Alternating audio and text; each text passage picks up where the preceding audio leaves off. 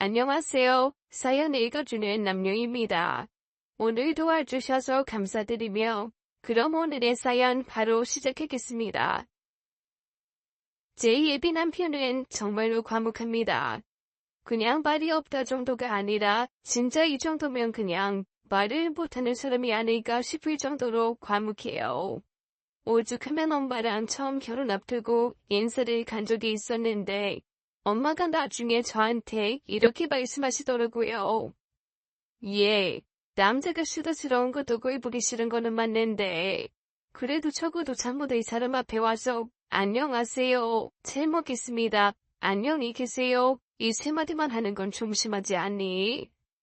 그러게, 말이 없다 해도 이렇게까지 없을 줄은 몰랐네. 나도 좀 그렇긴 했어. 미안해 엄마. 아니, 사회생활은 제대로 한대? 그게 엄마, 저 사람이 하는 일이 음향 쪽 다루는 일이잖아. 사람이란 그렇게 말을 할 일이 많이 없나 봐. 그냥 맨날 이어폰 들으면서 음악이나 조절하고 그러다 보니까 혼자 녹음실이나 이런 데에 들어박혀가지고 기계로만 일하고 며칠 동안 동료들 한번 못 만나는 적도 많다고 하더라고. 아이고 세상에. 동물원 사는 구간조가 쟤보다 말을 많이 하겠어. 입에서 군내 안 나나. 어쩌면 저렇게 말이 없어. 나도 그렇게 생각해. 처음에는 나도 좀 답답했는데 이제는 익숙해졌나 봐. 그냥 그러려니 하게 되더라고. 엄마한테는 그냥 그렇게 얘기했지만 사실 저도 처음에는 너무 답답해서 가슴에 펑펑 친 것이 한두 번이 아니었습니다. 제가 예비 남편이 말이 없다고 한탄을 하면 친구들은 저한테 몹시 의아한 듯이 물어봐요. 대체 연애는 어떻게 했으며 널 좋아하는 건 어떻게 알았냐고 말이죠. 그런데 참 죽으라는 법은 없나 보죠. 이 사람이 말을 안 하는 대신 한 번씩 제가 정말 답답해서 죽을 것 같을 때쯤 아주 장문의 길고 애절한 편지를 써줍니다. 그것도 지난 5년간의 연애 동안 딱 4번 받아보기는 했어요. 편지는 어찌나 천상일수인지 혹시 이 사람이 누구한테 돈 주고 시키나 싶을 정도로 평소에 보이는 모습과는 완전히 정반대입니다. 편지 안에서는 애정 표현도 잘하고 자기 진심도 조곤조곤 얘기하고 어떻게 보면 수다스럽기까지 합니다. 그런데 문제는 그 편지를 주는 건 정말 제가 폭발하기 직전일 것 같을 때, 이대로 가다간 이건 용납없이 헤어지겠구나 싶을 때 한 번씩 주고, 그렇게 해서 또 맥없이 제가 화가 풀리고 나면 모습은 다시 그대로 돌아가요. 제가 집요하게 한번 빼달려 본 적이 있어요. 자기야, 나 평생 다시는 바르지 않을 테니까. 자기가 나한테 편지에 써줬던 거 딱 더도 말고 덜도 말고 정말 그 편지에 써줬던 것만큼만 한 번만, 아니 한 번도 아니야, 10초 아니 5초만 나한테 직접적으로 해줘. 그냥 자기야 사랑해, 자기는 나의 영혼이고 내 숨결이야, 그렇게 쓴 말이 있잖아. 그거 직접적으로 한 번만 더 해줘. 제가 그렇게 조르고 또 졸랐습니다. 그러자 남편이 저한테 뭐라고 하는 줄 아세요? 아니 했다고도 할 수가 없죠. 제 손등에 장난스럽게 한번 툭 치더니 덕짓을 한번 툭 하고 마는 겁니다. 한마디로 치워라 이거죠. 하지 마라, 나 그 뉘앙스입니다. 하지만 한 번쯤은 정말 직접 듣고 싶다는 마음이 너무 간절했어요. 그래서 이렇게 해주지 않으면 결혼 안 할 거라는 둥, 헤어질 거라는 둥, 있는 대로 협박을 다 해봤지만 꼼짝도 안 하더라고요. 결국 제가 휙 돌아서니까 그제서야 제 손을 잡으면서 아주 몹시도 민망한 얼굴로 딱 한마디 하는 겁니다. 가지 마라.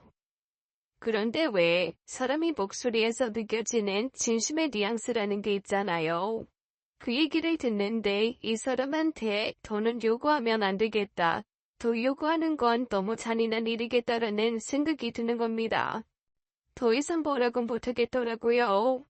그래서 연애 2년 차쯤 됐을 때 그렇게 조르다가 포기한 이후로는 제 예비 남편에게 더 이상 그 어떤 애정 표현도 요구하지 않았습니다.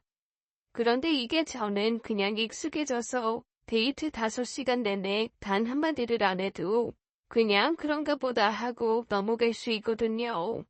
그런데 주변 사람이 봤을 땐 이게 정말 너무 이상한가 봐요. 제 친구들이 어느 날 저를 붙들고 거의 청혼해하듯 물어본 적이 한 번 있거든요. 야, 그러니까 너희는 만나서 데이트하는 내내 단 한마디를 안 해? 그럼 그게 무슨 데이트야? 그냥 모르는 사람끼리 같이 걷는 거 아니야? 그러니까 아무리 말이 없다고 그래도 그렇지. 서로 대화는 있어야 될 거 아니야. 아니 그럼 너희는 데이트하면서 어디 가자, 밥 먹자, 영화 보자 그런 얘기는 어떻게 해? 그때 제가 대답한 말은 친구들 사이에 한동안 전설처럼 이어져 내려왔습니다. 제가 그랬거든요. 그냥 내가 먼저 말하지 뭐. 어디 가서 밥 먹고 그 다음에 어디 갔다가 무슨 영화 보자 그러면 그게 한번 끄덕여. 그럼 끝이야. 아니 그러니까 목적지를 정해준 것까지는 이해할게. 근데 거기까지 가는 동안 뭐라고 대화를 할 거 아니야. 그냥 내가 질문하고 그 사람이 답을 하든가 그렇게 하지. 물어보면 답은 해. 해. 물론 대답이 좀 정해져 있기는 해. 대답이 어떻게 정해져 있는데? 괜찮다. 신경 쓰지 마라. 됐다. 이 정도? 그거 외에는 별로 말도 안 하는 편이어서. 그러자 친구들이 모두 저를 외계인 보듯 보더라고요. 그러면서 지네들끼리 온갖 소설을 쓰기 시작했습니다. 야, 쟤는 결혼하면 시어머니가 오만 잔소리를 다 해도 남편이 한마디도 안 도와줄 것 같지 않냐? 그러게. 아니 그리고 서로 부부간에 그래도 대화라는 게 있어야 되는데 저렇게 단답형으로 얘기할 거면 그냥 인공지능 스피커 그거랑 사는 게 낫지 않겠어? 예, 그렇게 말 없는 거 너무 답답하지 않아? 그냥 지금이라도 딴 사람 만나. 그런데 참 희한하죠? 왜 저는 그게 답답하다는 생각이 안 들었을까요? 아마 서서히 예비 남편한테 익숙해져서 그런 걸 수도 있고, 제가 여자치고는 수다스러운 편이 아니라 저 역시도 그렇게 조절조절 말하는 걸 즐기지 않아서 그런 것일 수도 있겠다라는 생각은 들었습니다. 그런데 재밌는 건 제 예비 남편은 제가 아무리 떠들어도 단 한 번도 그만 좀 말하거나 시끄럽다, 조용히 해라 이런 반응을 보인 적이 없습니다. 제가 여자친구는 수다스럽지 않다고는 하지만 그래도 한번 화가 나거나 분이 안 풀리는 일이 생기면 그때는 와르르 몇 시간이고 화를 내면서 쏟아내는 타입이거든요. 그럼 보통 남자들 반응은 뻔하잖아요. 그만 좀 해. 됐어. 한 얘기도 하고 지겨워 죽겠네. 야야, 사회생활 다 그렇지 뭐. 너만 그래. 적당히 좀 해. 이런 메일들이요. 지금 예비 남편 이전에 남자들을 만났을 때는 대부분 그런 반응이었거든요. 좀 서운하기는 했지만 그래도 뭐 그 말도 틀린 건 아니니까 수긍하곤 했는데 이 남자는 단 한 번도 제게 그런 반응을 보이지 않는 겁니다. 오죽하면 데이트하는 6시간 내내 제가 쉬지 않고 누군가의 욕을 막힐 때도 군소리 없이 묵묵히 듣습니다. 제가 혹시 이 사람이 듣는 척하고 다른 생각하나 싶어서 중간에 한 번씩 확인까지 하거든요. 그러니까 지연 언니 너무 심한 것 같지 않아? 아니 어떻게 나한테 그럴 수가 있어? 그럼 남편은 또 진지하게 이렇게 대답을 해줍니다. 그럴 수 있다. 뭐가 그럴 수 있는데 어떤 점에서? 네가 먼저 부탁한 거. 그러면 또 저 혼자 고개를 갸우뚱하게 되더라고요. 어라, 이 사람이 내 얘기를 다 듣고 있네. 그리고 본인이 알아서 판단도 하고 있고. 근데 왜 아무 말도 안 하지? 처음에는 그게 너무 이상했어요. 그런데 조금씩 만나다 보니 그게 제 예비 남편이 저를 사랑하는 방식이라는 생각이 들더라고요. 다른 남자들처럼 적극적인 호응을 해주거나 아니면 중간에 말 끊고 자기 의견이나 솔루션을 막 얘기해주는 건 아니더라도 묵묵히 듣고 빼놓지 않고 기억해주고 제가 한참 시간이 지나서 그 얘기를 또 꺼냈을 때 거기에 맞는 호응을 해주는 것, 그게 이 남자의 장점이었습니다. 제가 그동안 다른 사람을 만나면서는 한 번도 제 말이 진지하게 받아들여지는 것 같다는 생각을 한 적이 없거든요. 그런데 이 남자를 만난 다음부터는 항상 이런 생각이 드는 겁니다. 이 사람은 내가 H하고 기침을 해도 그 H라는 글자가 땅에 떨어지지 않게 본인이 굽게 받아서 마음속에 담아두는 타입이구나. 그렇게 생각을 하고 났더니 그 다음부터는 그 사람 말 없는 게 저한테는 그다지 큰 문제가 되지 않더라고요. 물론 제가 이 남자를 만나고 결혼을 약속하면서 양쪽 집에서는 동시에 큰 걱정이 시작됐습니다. 저희 엄마는 앞에서도 한번 말씀드렸던 것처럼 저렇게 3마디 이상을 안 해서 어디 답답해서 살겠냐라고 혀만 끌끌 차셨지만 남편의 여동생과 남편의 엄마는 따로 저를 불러내서 아주 진지하게 이렇게 질문까지 하셨다니까요.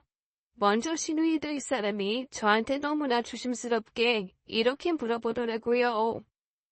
저기, 언니, 제가 그냥 언니라고 할게요. 괜찮으시죠? 네, 그럼요. 편하게 말씀하세요. 그러니까 저희 오빠가 혹시 저희 집 상황을 뭔가 잘못 전달을 했나요? 아, 이게 그러니까 혹시 어떻게 들으셨는지. 네? 어떤 상황이요? 무슨 상황 말씀하시는 건가요? 아니, 그러니까 제가 언니를 오해하거나 폄하하거나 아니면 그러니까 이상한 사람으로 생각하거나 뭐 그런 건 아닌데 혹시 저희 집에 엄청 재산이 많아서 물려받을 돈이 많다 그렇게 얘기를 한 적이 있나요? 오빠가 혹시 그런 얘기 비슷한 거 한 게 있나 해서요. 아니요. 어머님 아버님 자수성 가셔서 누구 걱정은 안 해도 되지만 자식들한테 물려줄 정도까지는 없다고 그래서 저희 결혼할 때 집에서 조금 더 돈 못 받는다고 그렇게 얘기했는데요.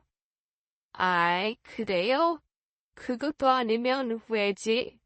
신우될 사람 얼굴이 몹시 복잡 미묘해지더라고요. 그러자 시어머니 되실 분이 또 저한테 조용히 물어보셨습니다. 진짜 미안한데 혹시 난치병이나 불치병 그런 거 있는 건가요? 괜찮아요. 나 다 이해할 수 있어요. 마음 단단히 먹고 나왔으니까 솔직하게 말해줘요. 저요? 아니요. 저 완전 건강한데요. 왜요? 제가 좀 아파 보이나요? 아니, 그것도 아닌데 대체 왜? 그제서야 좀 이상한 생각이 들어서 제가 두 분께 여쭤봤습니다. 지금 제가 모르는 뭔가가 있는 것 같은데 알려주실 수 있을까요? 뭐 때문에 그러시는데요? 무슨 일 때문에 그러세요? 솔직히 말씀해 주세요. 혹시 제가 마음에 안 드시는 거면 아니에요, 아니에요. 마음에 안 들긴 무슨 그런 섭섭한 소리를. 진짜로 그게 아니고 아니 나는 내 애잖아요. 내 아들인데 살면서 지금까지 들어본 말이 10마디도 안 되는 것 같아. 그런 애랑 대체 왜 결혼을 하려고 하나? 연애는 제대로 한 건가 싶어서. 쟤는 어렸을 때도 진짜 희한한 애여가지고 오죽하면 병원 의사 선생님이 쟤를 일부러 이렇게 꼬집어보고 툭툭 쳐보기도 하고 그러다니까. 아니 무슨 갓난쟁이가 울지도 않어.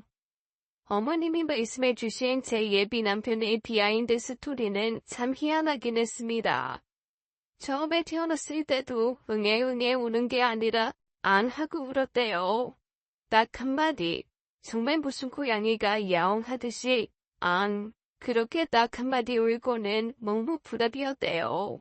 그래서 산부인과 간호사랑 의사 선생님이 너무 당황스러워서 엉덩이도 찰싹찰싹 때려보고 가슴도 슬쩍슬쩍 눌러보고 그랬는데 그때마다 귀찮다는 듯이 앙앙 그렇게 딱 단멜마로 한마디씩만 울고는 다시 얌전하게 눈을 감고 있었다고 했습니다. 크면서도 그건 변하지 않았대요. 보통 애들이 기저귀에 오줌통을 싸거나 배가 고프면 정말 악을 쓰듯이 울잖아요. 그런데 제 예비 남편은 뭔가 가르릉 하는 소리 비슷한 걸 내면서 부모가 알아서 찾아와 살펴줄 때까지 기다렸다고 합니다. 그래서 오히려 어머님 아버님은 걱정이 많으셨대요. 이 아이가 혹시 조금 모자란 게 아닌가? 애가 어디가 잘못돼서 이런 식으로 표현을 못하는 거 아닌가? 너무너무 걱정이 많으셨다고 하더라고요. 게다가 둘 애들이 다 이거 사줘 저거 사줘 하며 말문이 튀었을 때 그때조차도 말을 안 해서 혹시 말을 듣게 되는 아이인지 아니면 정말 어디가 모자라서 말을 못하는 건지 너무너무 걱정이 많으셨다고 하더라고요. 그런데 그 걱정은 어느 날 어머님이 예비 남편을 데리고 시장을 갔을 때 한 번에 사라졌대요. 시장에 몹시 짓궂은 장사꾼이 하나 있었던 모양입니다. 약간 희롱하듯이 물건을 파는 남자 장사꾼이 있잖아요. 그 장사꾼이 어머니한테 어머님 다리랑 똑같이 생긴 이 물을 좀 들여가라고 약간 돌리듯이 얘기했던 모양입니다. 저희 어머님이 체구는 가녀리신데 다리가 코끼리 다리처럼 짧고 굵으시거든요. 본인도 그게 엄청 컴플렉스였는데 그 장사치가 그렇게 얘기하니까 어머님이 너무 창피했나봐요. 그때 옆에 7살난 제 예비 남편이 엄마 손을 잡고 있는데 아들이 혹시 그 얘기를 듣고 엄마를 노리거나 상처받을까봐 그것도 고민되고 아들이 옆에 있으니 아저씨한테 대놓고 버럭버럭 성은 못 내겠고 난감해서 이러지도 저러지도 못하던 그때 예비 남편이 입을 열어 이렇게 얘기했다는 겁니다. 사람 신자는 그런 식으로 비교해서 말하면 되게 기분 나쁜 건데 사과하는 게 좋을 것 같은데. 남편의 그 완벽한 분장을 듣고 저희 시어머니 드실 분과 장사하는 사람 모두 놀라서 기절초풍할 뻔했다고 하더라고요. 장사하는 사람은 어린 남자애한테 바른 소리 듣고 몹시 민망해서 당황했고 저희 시어머니 드실 분은 내 아들이 이런 완벽한 분장을 바랄 줄 아는 아이라는 거에 대해서 너무 놀랐다고 했습니다. 그래서 사실 그날 다리를 가지고 놀려서 한바탕 싸울지 퍼부어줄지 고민을 하셨었는데 내 아들이 이렇게 말할 수 있는 애라는 걸 알려줘서 오히려 고마운 마음만 갖고 오셨다고 하더라고요. 그런데 무슨 이벤트처럼 그때 한번 그렇게 말을 하고 또 제 예비 남편은 입을 꾹 다물었다고 합니다. 학교에 선생님이 불러서 가도 늘 선생님의 말씀은 너무 말이 없다. 수업 시간에 발표를 시켜도 가만히 선생님을 바라보기만 한다라며 걱정을 하셨다고 했습니다. 너무 답답해서 선생님이 말이 하기 싫으면 차라리 나와서 칠판에 써보라고 하면 그건 또 기가 막히게 쓴대요. 선생님 하시는 말씀이 이랬다고 했습니다. 그러니까 애가 모르지는 않아요. 다 이해하고 다 알고 있는데 정말 말하는 걸 귀찮아하는 것 같습니다. 그런데 이거는 어머님, 저희도 어떻게 할 수가 없어요. 그러면서 이런 에피소드를 말씀해 주셨대요. 학교 내에 정말 사람들을 괴롭히는 모든 학생이 하나 있었다고 했습니다.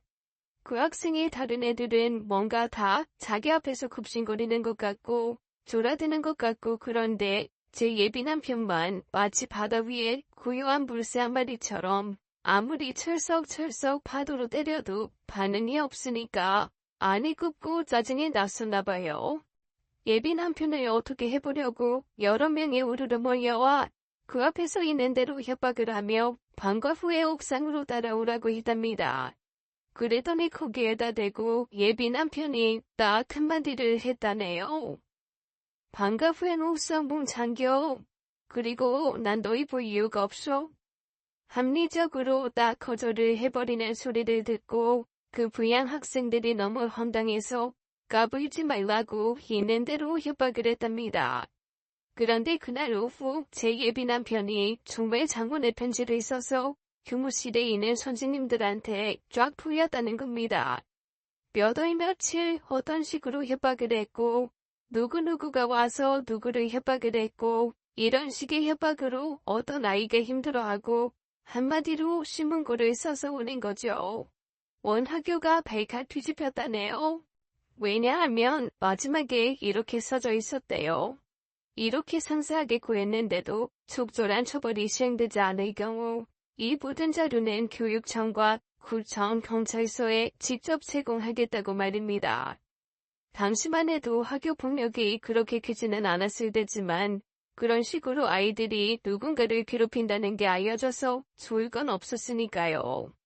선생님들이 당황하면서 예비 남편을 협박했던 사람들을 데려다가 엄청 혼내고 다시는 그런 일이 없게 조치를 취하고 어쨌거나 학교가 발칵 뒤집혀졌다고 합니다. 그런 식으로 묵묵하게 아무 화도 있었지 않고 쓰면서 한 번씩 그렇게 크게 터뜨려주니 예비 남편을 모르는 사람이 없었대요. 본인만 몰랐지 완전 유명인이었던 거죠. 주변에서 뭐라고 쑥덕거리던 간에 본인은 내 갈 길 가겠다. 나는 아무 생각 없다. 그냥 그렇게 살아온 사람인 겁니다. 집에 와서도 이런 방구 말도 없어서 어머님은 늘 예비 남편의 학창시절 때 사방팔방 친구 어머님을 통해서 아들의 행태와 스타일에 수소문하는데 심혈을 기울이셨대요. 신우이 될 사람도 그건 마찬가지여서 항상 제 오빠가 누구예요? 라고 말하면 다들 그 침묵의 학살자가 네 오빠냐며 신기해했다네요.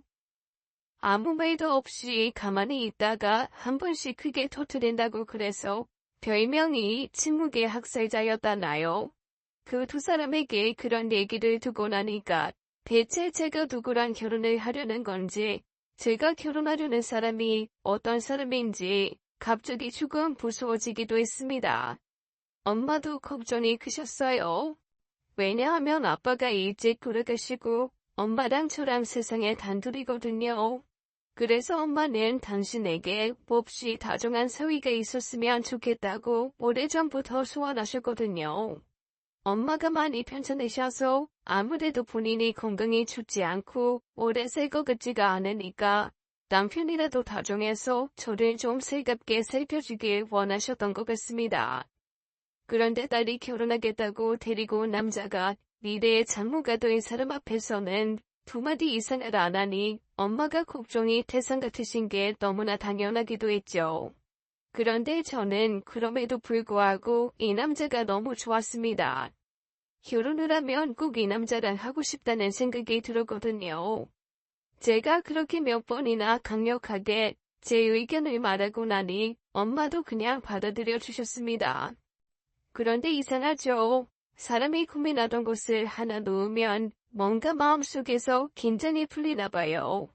저희 엄마 건강이 좋지 않으셨지만 그래도 잘 버티신다 생각했는데 제가 결혼한 남자 딱 정해놓고 나니까 갑자기 급속도로 편찮아지시기 시작했습니다. 지병도 더 두드러지고 게다가 병원 가서 검사해보니 그동안 몰랐던 몸 곳곳에 종양이 발견되었어요.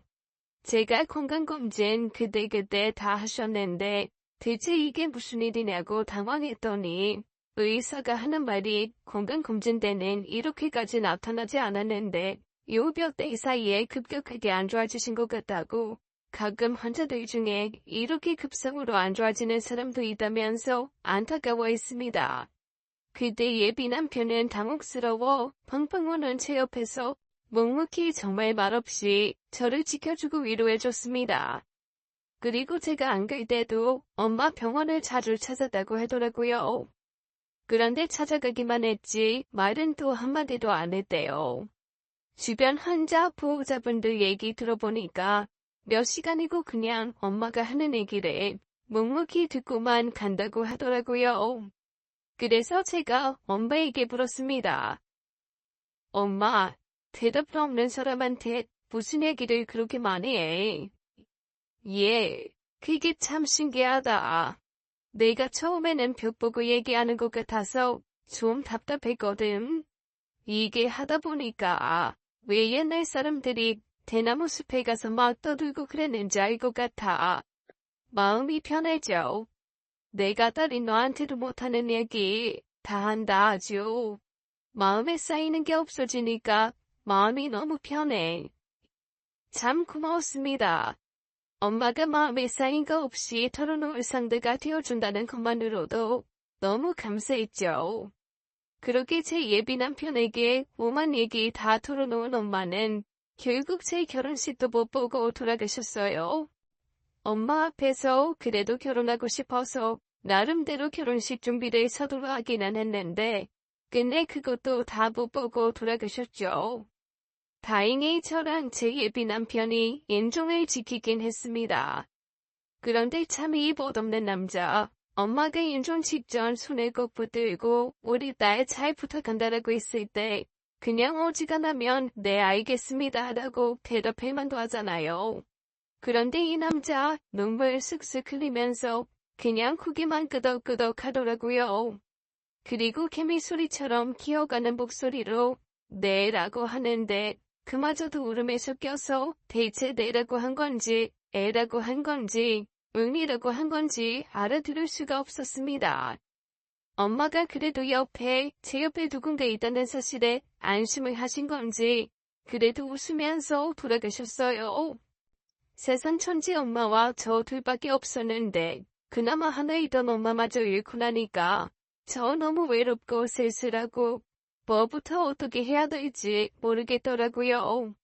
그래도 엄마랑 평소부터 얘기하던 게 있어서 차근차근 유산 정리며 엄마가 남긴 것들을 정리해 나가기 시작했습니다. 엄마가 혼자서 사시기는 했지만 장사 수완이 좋으셔서 모아놓으신 돈이 꽤 있거든요. 그리고 제가 예비 남편에게 말하진 않았지만 제 앞으로 집도 하나 있고 오피스텔도 하나 해두셨습니다. 그런데 살아생전에 엄마가 이렇게 말씀하셨었거든요. 사람 욕심이라는 거 아주 깊이 태생부터 숨겨져 있는 씨앗 같아서 기회가 없고 물을 안 주면 아예 자라지를 않아.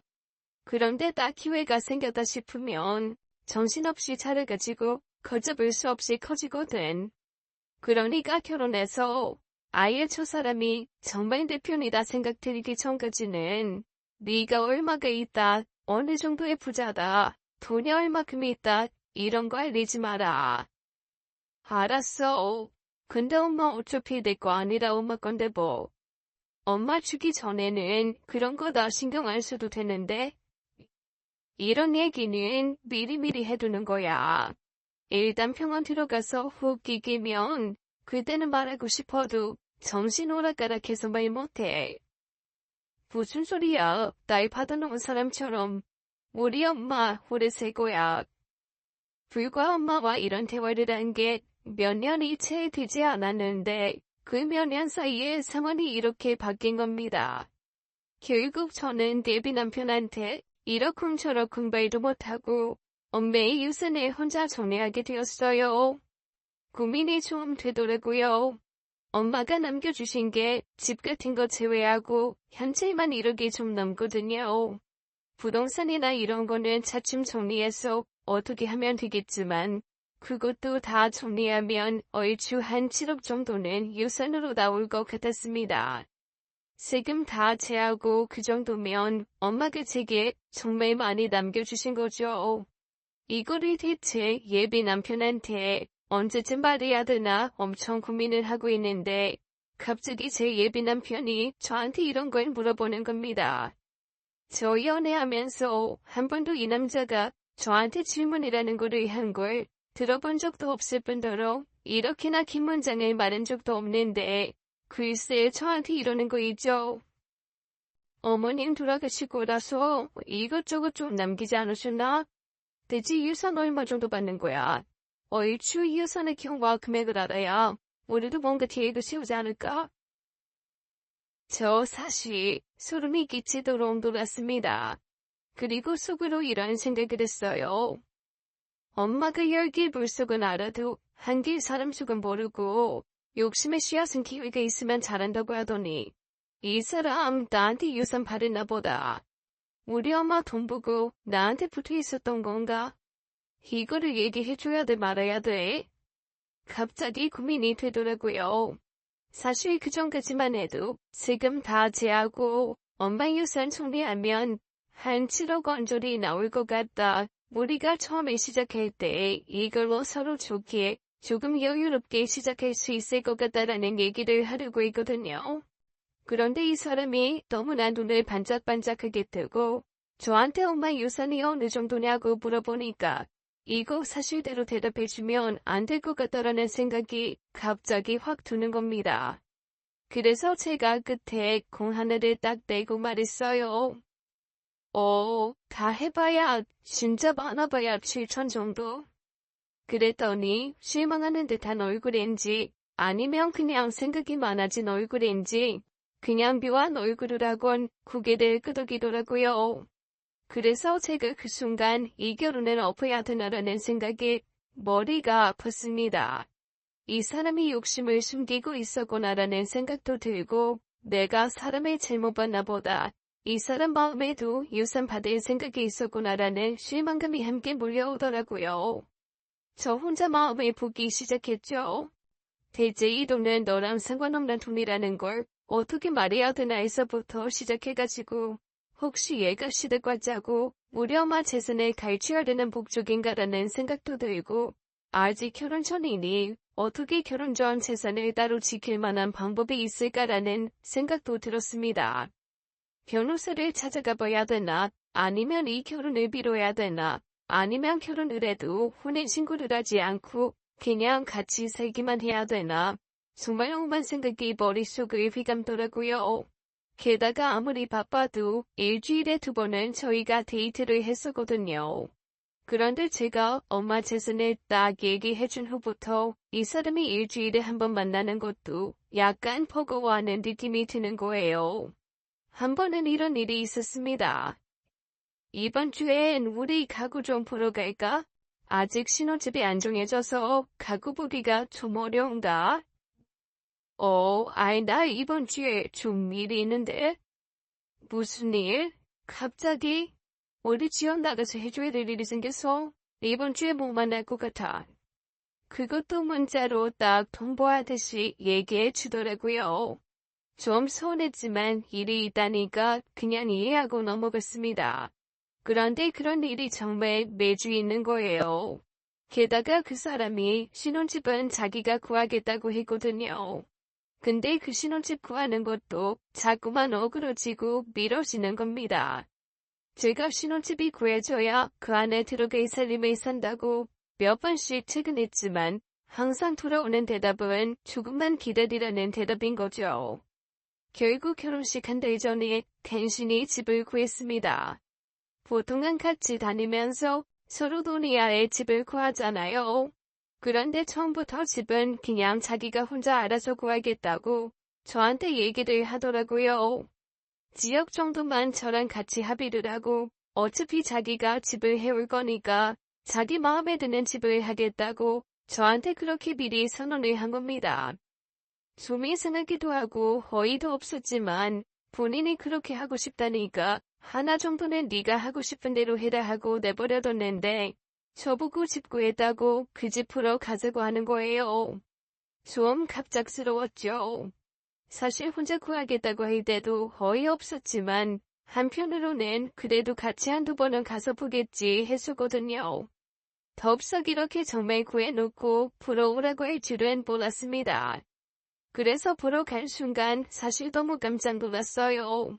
제가 생각했던 것보다 한 배 반은 큰 집을 구해놓은 거예요.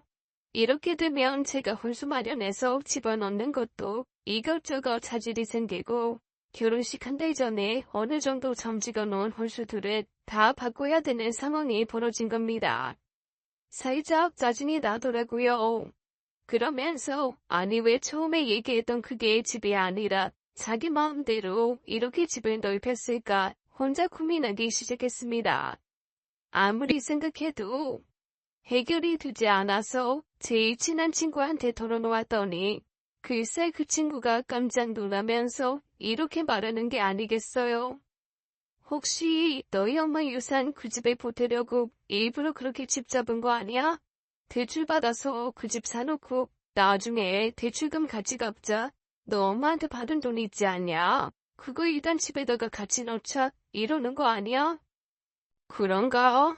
나 궁 하나 줄여서 말했는데 궁 하나 늘려서 말했으면 큰일 날 뻔했네.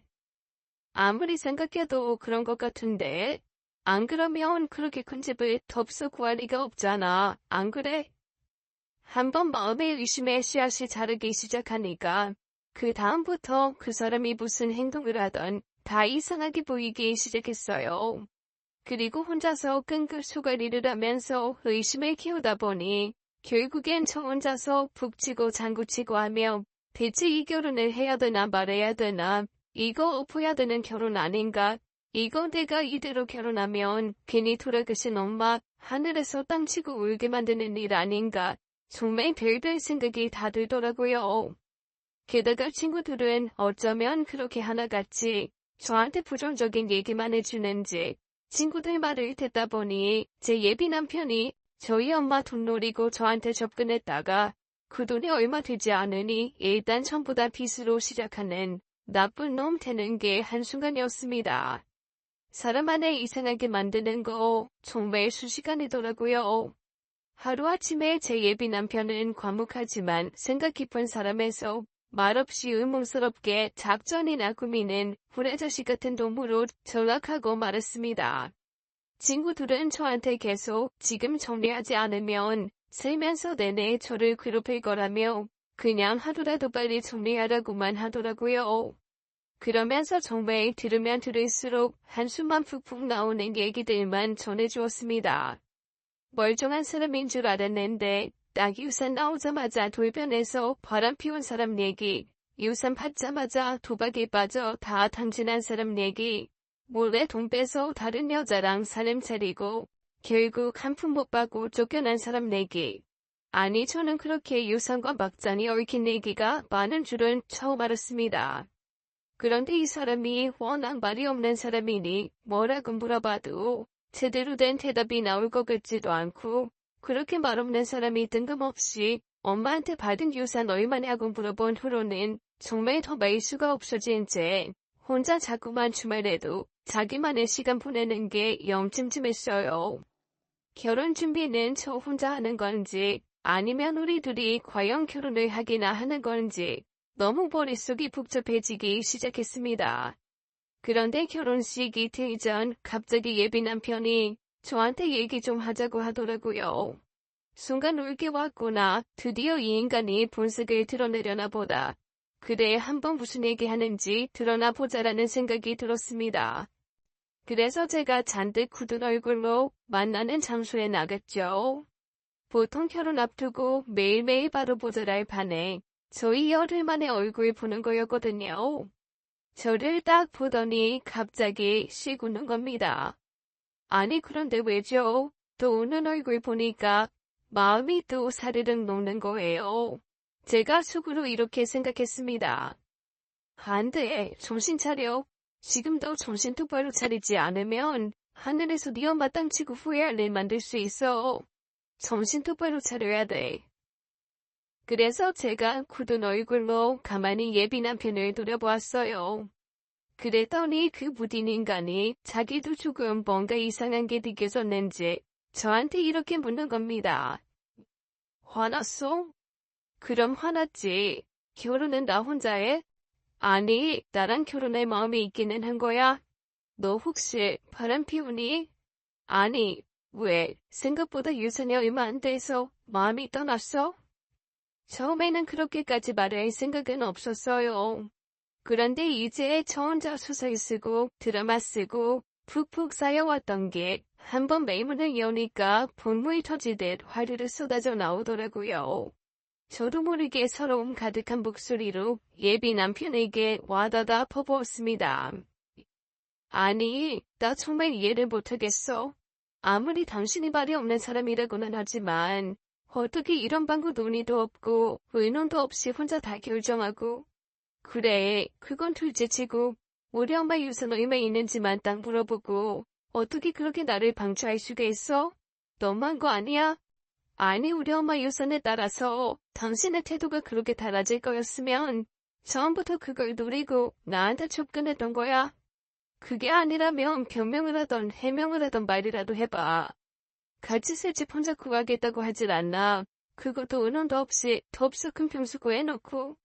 뭐야? 그 집 대출금 내 엄마 유산으로 갚겠다는 거야? 그런 의도로 일부러 그런 거냐고. 진짜? 내가 혼자 믿고 기다리려고 해도 이건 너무하잖아. 아, 그게 그렇게 되나? 뭐?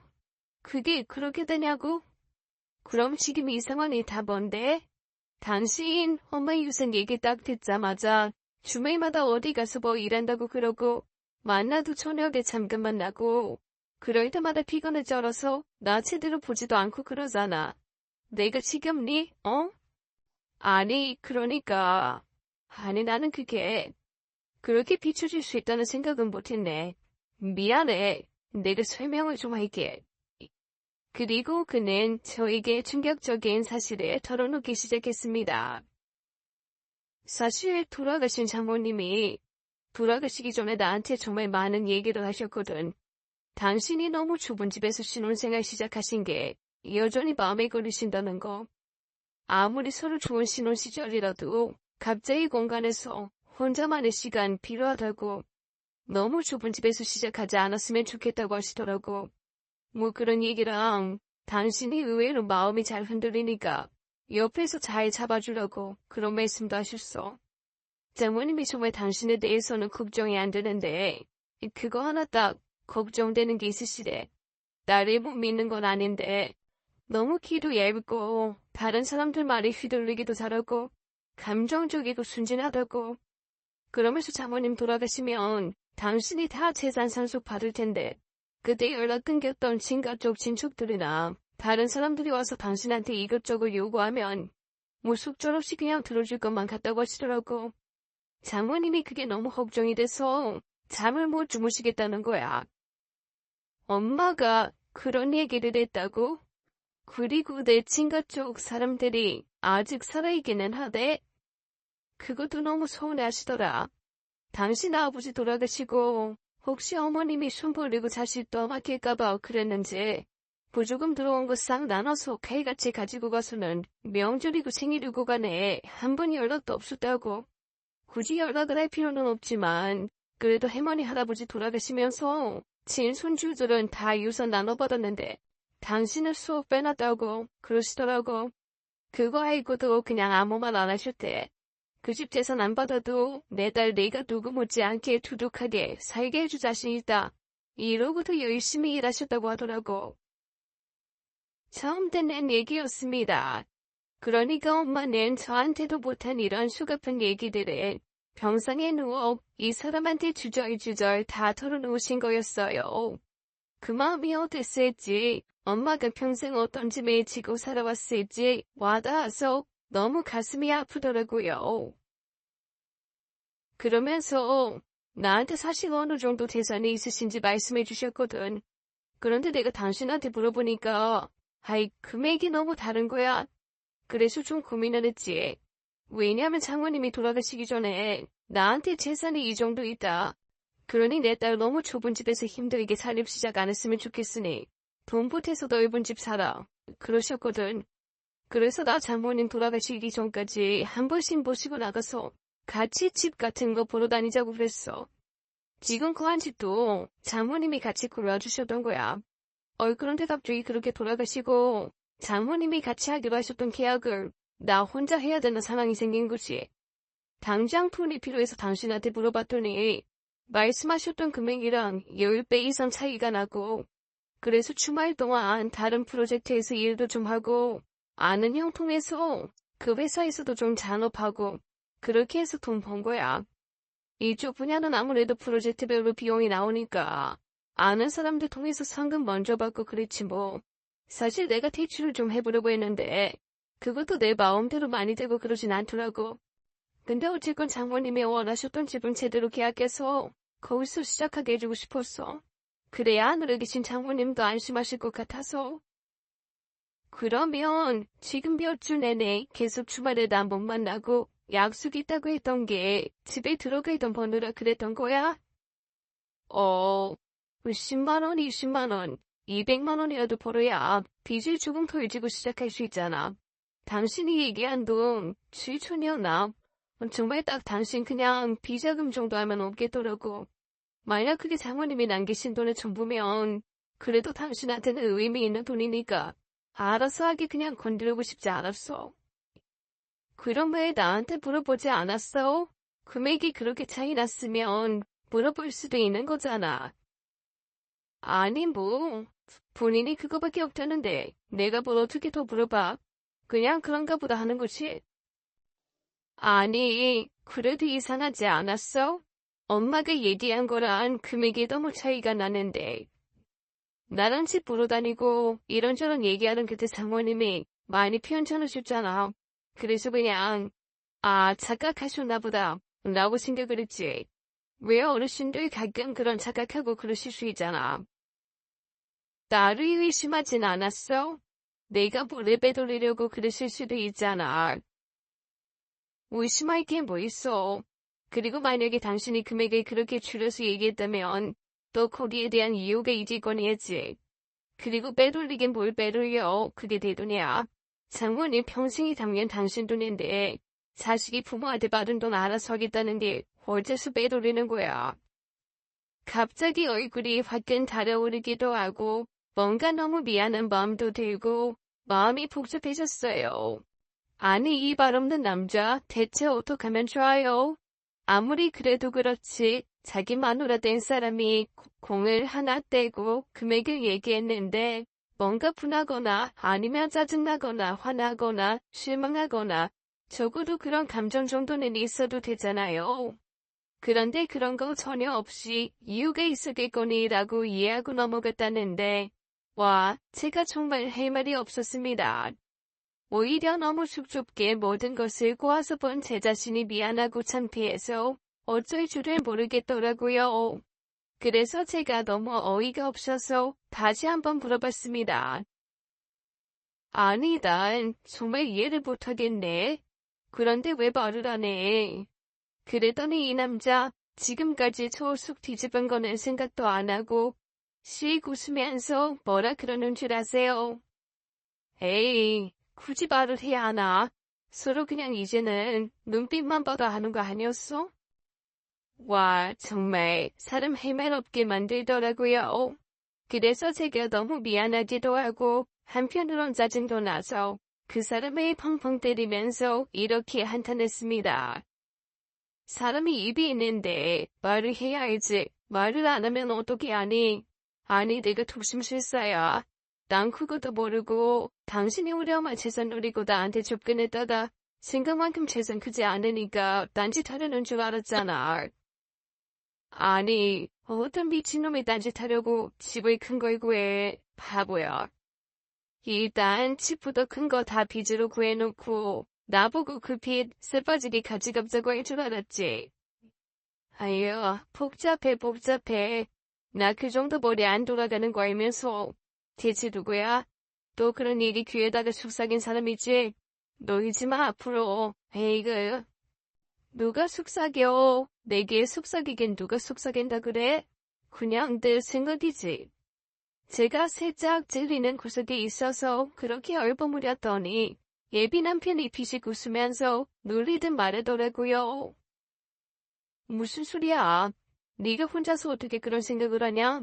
너 혼자서 그런 생각 못하는 사람인 거 내가 다 알거든. 아이고, 또 친구들이 이렇고 저렇고 어디서들은 이상한 얘기 해주면서 네 남편 될 사람 이렇게 지금 딴짓하고 있다. 그리고 마음은 아주 고왔구만. 이 사람 너무나 저를 잘 알더라고요. 그 말에 반박도 못하고 혼자 창피하기도 하고 분하기도 해서 씩씩거렸습니다. 그랬더니 제 예비 남편 저를 꼭 안아주면서 이렇게 얘기하는 거예요. 있잖아. 장모님이 나한테 그러셨어. 처음에는 말 없는 거 너무 이상하고 꼴보기 싫고 내 딸내미가 저거 답답해서 살겠나 했는데 말로 치짓고 사는 사람보다는 그래도 자네 같은 사람이 나을 것 같다고. 말은 앞으로 더 늘지 않아도 되니까 마음은 줄지 말아달라고. 그런데 그 말씀이 나한테 너무 깊게 와닿더라. 나 지금까지 말 없다고 우리 엄마한테도 그러고 계속 혼만 났었거든. 나한테 이런 식으로 말 없어도 되니까 라고 말해준 사람 장모님이 처음이란 말이야. 나 그런 장모님 절대 배신하지 않아. 그리고 장모님이 어디선가 슬퍼하실 일 절대 하지 않아. 그러니까 당신도 앞으로 뭔가 궁금한 게 있으면 그냥 나한테 직접 물어봐. 나 알잖아. 내가 언제 한 입으로 두말하는 거 봤어? 말을 안 해서 그렇지 다른 말은 하지 않아. 그러니까 그건 나 좀 믿고 그냥 미심쩍은 게 있거나 궁금한 게 있으면 나한테 직접 물어봐. 그렇게 친구들 말 듣고 혼자서 마음 졸이지 말고. 저는 제 예비 남편 얘기를 들으면서 혼자서 이렇게 생각을 했습니다. 아, 이 사람이 나한테 평생의 말을 오늘 다 하는구나. 오늘 이후로 단 한마디도 하지 않고 무건 수행에 들어간다고 해도 난 할 말 없다. 그만큼 그 사람이 정말 말을 길게 하더라고요. 나름 자기도 황당하고 다급했는지 천산유수처럼 말이 쏟아져 나오는데 평소에도 이렇게 말을 해주면 얼마나 좋아라는 생각을 하면서도 한편으로는 엄마한테 고맙고 미안했습니다. 제가 미처 알아보지 못한 이 사람의 진가를 엄마가 빠르게 파악해서 얘기해줬다는 것도 너무 고마웠고 엄마의 말을 지키기 위해 저한테 최선을 다해주려고 했던 이 사람의 마음도 너무 고맙더라고요. 그래서 제가 다른 건 몰라도 앞으로 뭔가 의심되거나 이상한 게 있으면 그냥 바로 직접적으로 물어보겠다는 약속은 철석같이 했습니다. 그렇게 의문스러운 줄 알았던 제 예비 남편의 해프닝은 나름 해피엔딩으로 마무리가 되었어요. 나중에 제 친구들이 자초지종을 듣고 너무 어이가 없어서 헛웃음만 짓더라고요. 그러면서 이렇게 말하는 겁니다. 야, 우리가 그동안 모았던 남자 데이터로는 도저히 이해할 수 없는 게 네 남편인 것 같아. 우리는 앞으로 그 사람을 학습하려고 하지 않겠어. 너 정말 특이한 남자랑 사는 것 같다. 어우, 세상에, 어우. 다들 그렇게 두리두리하며 진저리를 쳤지만 저는 뭐 이 사람이 가진 진심을 이제서야 완벽하게 파악한 것 같아요. 물론 앞으로도 살면서 말없어서 답답한 경우 분명히 생기겠죠. 하지만 그 사람이 말을 안 하면 제가 말을 좀 더 해서 저희의 간격을 좀 줄여보려고 합니다. 언젠가는 이 사람도 저한테 조근조근 이메일 전화하면서 대화할 날이 오겠죠. 뭐 그게 50년 뒤가 됐건 60년 뒤가 됐건 아니 서로 그 시간에 오지 않더라도 저는 이 사람을 많이 존경하고 사랑하면서 같이 한번 살아가 보려고요.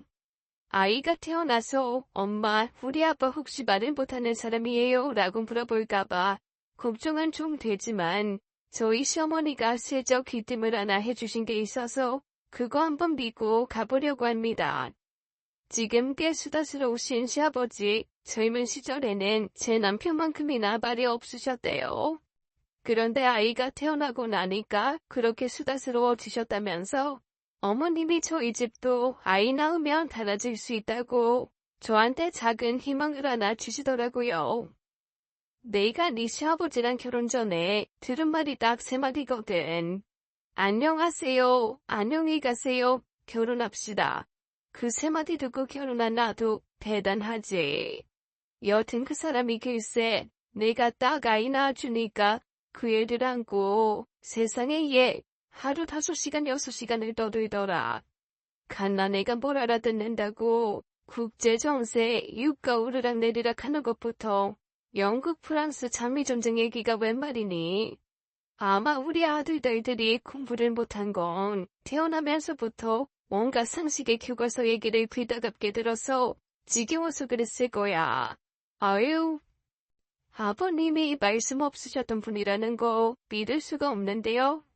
그치, 아주 사람이 확 변했어. 사람도 평생 해야 하는 말의 양이라는 게 있나 봐. 아주 젊을 때 안 하던 말을 늙어서 주절주절 아주 요즘은 내가 입 좀 다물고 있으라고 시끄럽다고 구박하는 게 일이야. 너도 그렇게 될 거야. 조금만 참아, 응?